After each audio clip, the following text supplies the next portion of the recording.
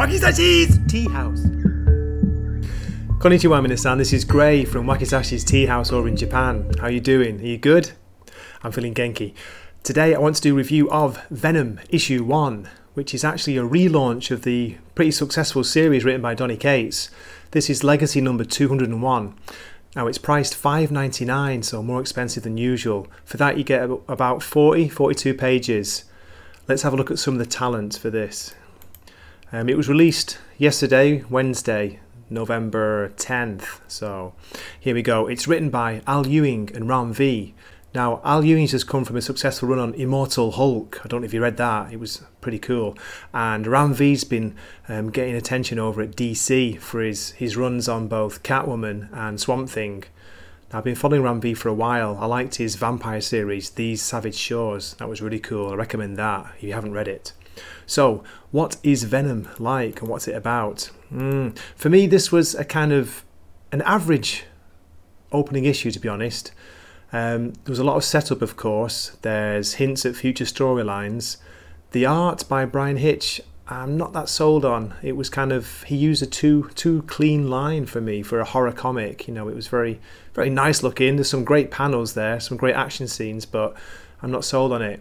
I enjoyed Brian Hitch's work on Hawkman, so I recommend that if you've not read that. As a story, I like the focus on the father-son relationship between Eddie Brock and Dylan. That's good. I'm glad they're still doing that. And yeah, some good action, a little bit of horror, you know, intriguing for the future. Like, it ends in a very intriguing place, so you want to know what's happening next. But for me, 6 out of 10. So let's get on to my story summary. I'm going to go through the story and show you some of the art. Okay, so keep watching. Here we go. The story opens in media res, in the middle of an action scene. A motel is on fire. A huge group of armed police are outside, heavily armed, weapons loaded, and we see Venom. There's a great picture there of him. He's pumped up, his veins are throbbing, he's got chains on his wrist. Then we hear Venom's thoughts. We should be running. It turns out this isn't Eddie Brock, this is Eddie Brock's son, Dylan, and he's been attacked by the police. He's hosting the symbiote, and so he appears to be Venom, and Dylan looks upset. He's screaming, "Shut up! Shut up! Stop telling me what to do!" We then switch scenes and move back 12 hours in time. Location, somewhere light years away in space.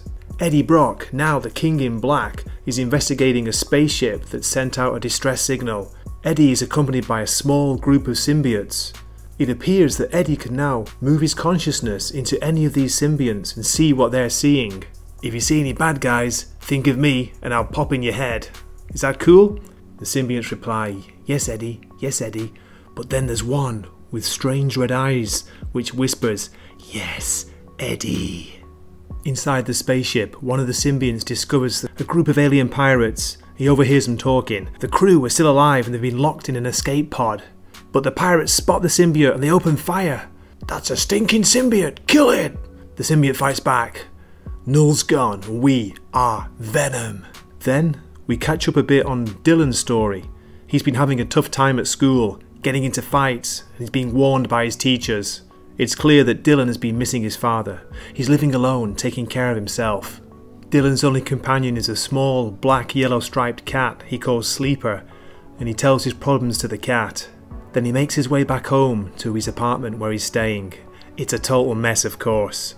He checks the photograph of his dad. Hey Dad, I'm home. Where are you? Then we see outside the silhouette of a figure in the rain. He's watching Dylan through the open window. The scene then switches to the alien spacecraft. One of the symbionts is afraid and calls Eddie. When Eddie goes to check, a shocking sight greets his eyes. The entire crew have been murdered, brutally killed by one of the symbiotes, the one with the strange red eyes, who says, "Hello, Eddie." The symbiont gives Eddie a warning from the future and tells him there's nothing he can do to change it. Who are you? We move back to Earth. Dylan's father returns home suddenly, and he tells Dylan to wake up. He's got to pack and leave. While Dylan is packing, he gets a phone call. It's Eddie, his dad, warning Dylan not to go with the other man. Wait a minute, which Eddie is the real one? The Eddie on the phone tells Dylan to meet him at a motel and gives him directions. Dylan sneaks out through the window and makes his way to the motel. Then we catch up with Eddie in the motel.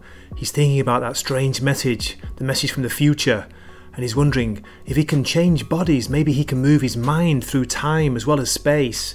So he attempts it, and then he falls into his mind. We see an incredible page here, a great mix of characters, colours, beautifully drawn by Brian Hitch. There's a huge red creature saying, "Bedlam is my name." Is Eddie seeing things that are going to happen? Or things from the past? Is it a mix of possibilities? "You are my oldest friend, Edward, you cannot win." And we're told that time is a river. Then switch to Dylan, leaving the bus, walking towards the motel. As Dylan reaches the motel, a police helicopter fires a missile and appears to blow up Eddie Brock and the motel. Dylan is shocked and screams, "Dad, no!" Then a figure grabs him, pulls him out of the way of the flames. "You! It's a symbiote, is it Venom?" So Dylan says to himself, "I break the only rule that's left," and we see a brilliant page here. Venom charging or jumping out of the page straight at you, attacking the police. In his fury, he's bonded with the symbiote, and he launches a huge attack on the armed police. Just want to pause for a minute on this panel. Look at this. How many different policemen or army men is Venom taking out there? He's taking them all on. At the same time, we see Eddie appearing to fall through space and time after the explosion. He finds himself in a strange alien land, and a mysterious being confronts him. Is this death for Eddie? To be continued. So, what do you think about that? Intriguing, interesting ending. It leaves a lot, open for the future. We're going to see where it goes from here. Here's a cover for issue 2, and I'm not going to bother with variant covers because there's like 666 of them. Only joking, but there's a lot. So yeah, a pretty good issue. As I say, I'll give it a 6 out of 10.